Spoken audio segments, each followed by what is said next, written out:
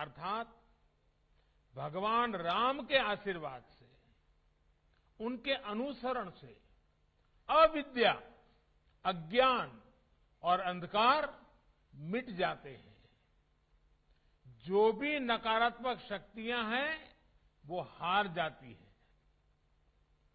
और भगवान राम के अनुसरण का अर्थ है मानवता का अनुसरण, ज्ञान का अनुसरण।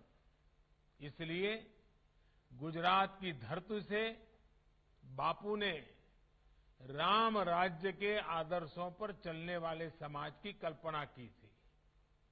मुझे खुशी है कि गुजरात के लोग उन मूल्यों को मजबूती से आगे बढ़ा रहे हैं, उन्हें मजबूत कर रहे हैं। सौराष्ट्र पटेल सेवा समाज द्वारा शिक्षा के क्षेत्र में आज की गई ये पहल भी इसी कड़ी का एक हिस्सा है। आज फेज 1 हॉस्टल का भूमि पूजन हुआ है। मुझे बताया गया है कि साल 2024 तक दोनों फेज का काम पूरा कर लिया जाएगा। कितने ही युवाओं को, बेटे बेटियों को आपके इन प्रयासों से एक नई दिशा मिलेगी, उन्हें अपने सपनों को साकार करने का अवसर मिलेगा।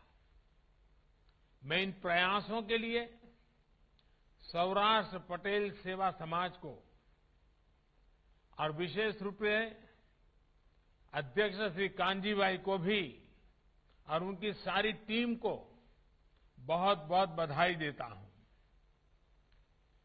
मुझे इस बात से भी बहुत संतोष है कि सेवा के इन कार्यों में समाज के हर वर्ग को साथ लेकर चलने की चेष्टा है, प्रयास है।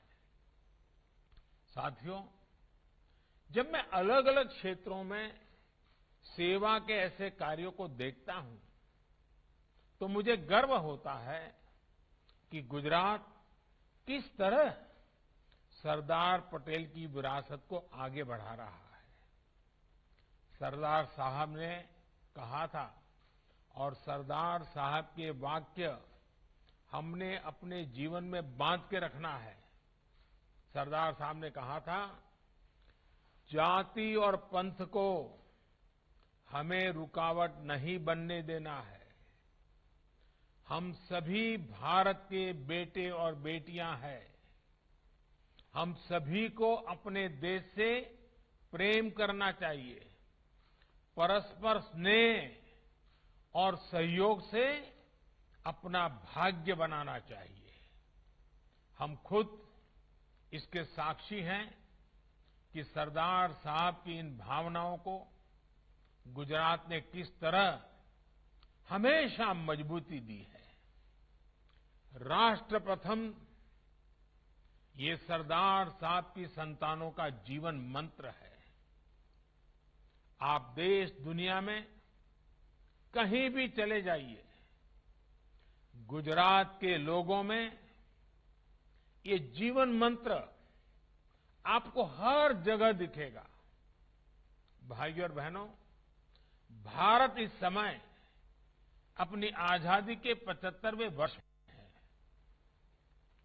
ये अमृतकाल हमें नए संकल्पों के साथ ही उन व्यक्तियों को याद करने की भी प्रेरणा देता है